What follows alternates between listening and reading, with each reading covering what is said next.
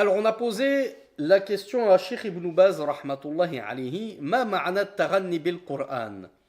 En effet, vous connaissez sûrement le hadith du prophète sallallahu alayhi wa sallam, Man lam yataghanni bil Qur'an falaysa minna.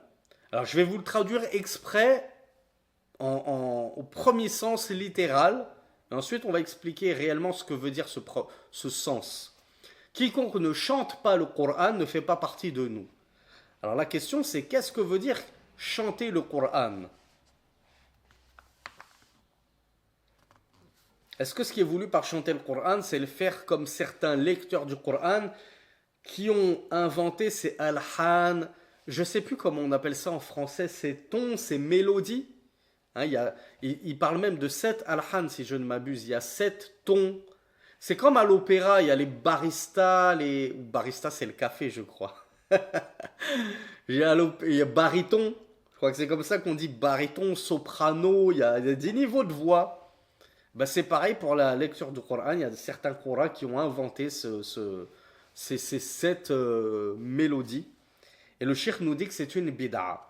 Donc qu'est-ce qui est voulu par celui qui ne chante pas le Coran, ne fait pas partie de nous?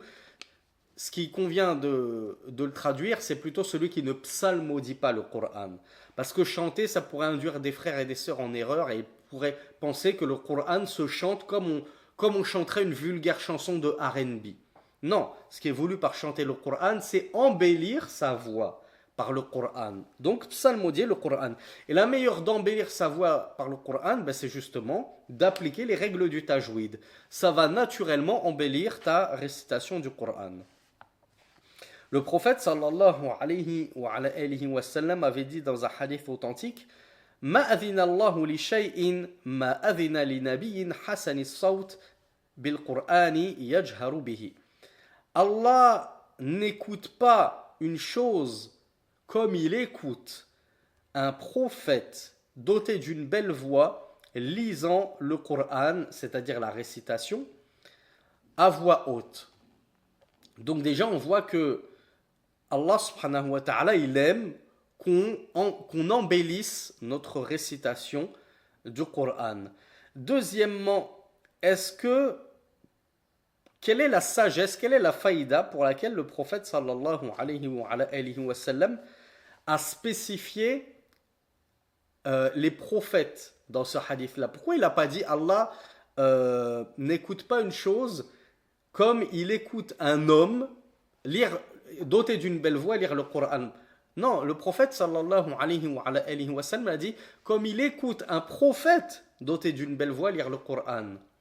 Pourquoi un prophète en particulier? Qu'est-ce qu'elle a de particulière la lecture d'un prophète à votre avis?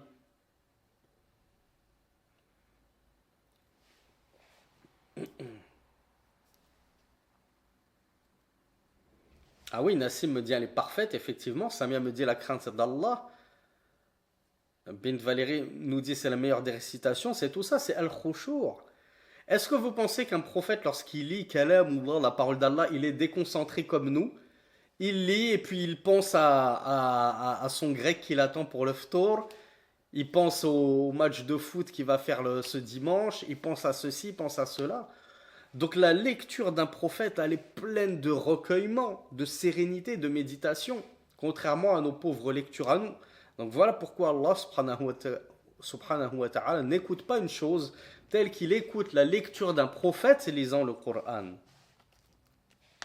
Donc on voit que, et en plus il a précisé Hasanis Saout, doté d'une belle voix. Donc Allah subhanahu wa ta'ala apprécie qu'on embellisse notre voix lorsque l'on lit le Coran. Alors, il y a quelques frères et sœurs qui me parlaient d'ostentation tout à l'heure.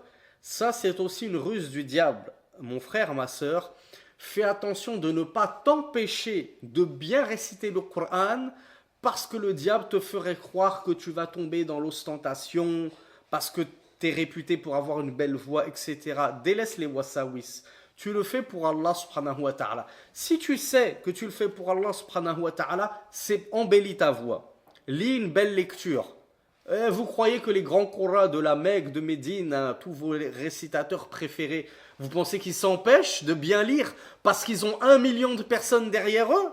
et qui vont se dire ah oui mais peut-être qu'ils vont croire que je le fais par ostentation. Non, non, ça c'est un piège du diable qui te fait croire à l'ostentation alors que t'es pas dans l'ostentation. Al-mar'u tabibu nafsihi. L'homme est son propre médecin. Tu sais si tu le fais pour Allah ou pour les gens. À partir du moment où tu sais que tu le fais pour Allah, lis bien, lis correctement pour Allah subhanahu wa ta'ala et embellis ta lecture et ne te fais pas engrainer par le shaitan en te disant je vais délaisser le tajwid, je vais lire une récitation cassée pour pas être touché par comment on appelle ça déjà le ar-riya, l'ostentation. Et les savants ont beaucoup parlé de ce thème, qui est le fait de s'empêcher d'œuvrer par peur de l'ostentation. Ben là, le shaitan, il a tout gagné. Il t'a fait miroiter cette peur de l'ostentation pour te détourner de l'adoration d'Allah subhanahu wa ta'ala. Du coup, tu lis plus le Coran, tu diriges plus la prière, tu fais plus de amal salih, tu fais plus de bonnes œuvres, parce que tu es tout le temps dans la crainte et les wasawis même, hein, c'est vraiment comment on appelle ça, des insufflations, des murmures qui t'empêchent de vivre et qui t'empêchent d'œuvrer. Donc on le rappelle, at-taranni bil Qur'an, c'est le fait d'embellir sa voix par le Qur'an. Et d'ailleurs, une des preuves qu'il est recommandé d'embellir sa voix. Alors oui, il y a iPhone qui me demande est-ce que c'est vrai que le prophète Daoud avait une belle psalmodie. Il est même, je voulais justement vous poser la question, bon c'est gâché, quel était le prophète qui était connu pour avoir la plus belle voix et la meilleure récitation du livre d'Allah qui lui avait été donné? Eh ben c'est le prophète Daoud, David, fils de Salomon, Abu Sulaiman.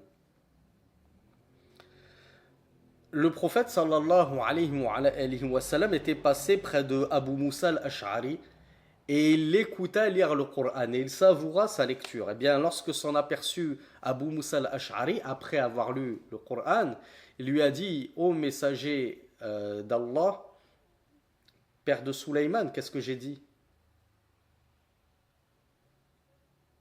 J'ai dit fils de Sulaiman. Non, j'ai dit Abu Sulaiman, non? Ah ben, oh, pardon. Abu Sulaiman, père de Sulaiman, pardon. Donc, David, père de Sulaiman. Abu Sulaiman.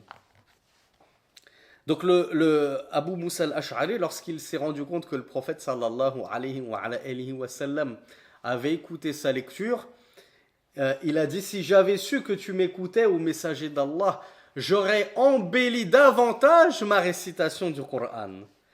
Et le prophète sallallahu alayhi wa sallam ne l'a pas blâmé pour cela.